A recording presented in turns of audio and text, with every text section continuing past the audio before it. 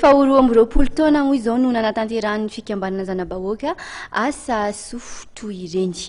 Fa ao anatin'ny sehatra ara-koltoraly kosa, hosodoko miisa 7 amby roapolo no aranty sy amidy etsy amin'ny gara Soarano mandritra ny 5 andro asa tanan'ny Raparivo izay anisan'ny mana-talenta amin'ny fanaovan-tsary moa izy ireo.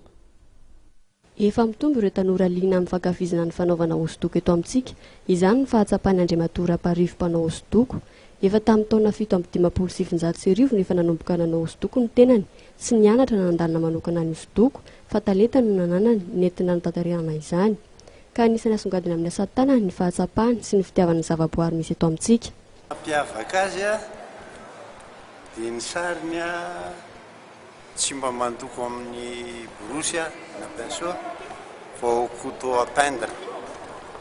Izany mampivoitra an'ilay tableau zany tsy malama. Tsy dia misy hevitry ny hosodoko loatra ny sary asehoko fa ny zavatra izay mahafinaritra fotsiny fananantsika zavaboary tsara tarehy ho an'i Madagasikara.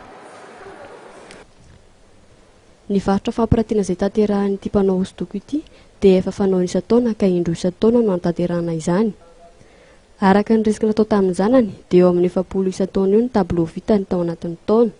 Hita mandritra ny varotra fampirantiana ihany koa ny asa tanan'ny zanany Andriantena Raparivo sy ny zafikeliny fantatra amin'ny anarana hoe Zaza, izay anisan'ny manan-talenta ihany koa amin'ny resaka fanaovana sary. Ny volana Febroary 2024 no fotoana izay ankalazany ny 20 taonan'ny Raparivo, ka mandritra ny fotoam-pankalazana dia isy ihany koa ny fampirantiana izay ho tanterahana amin'izany.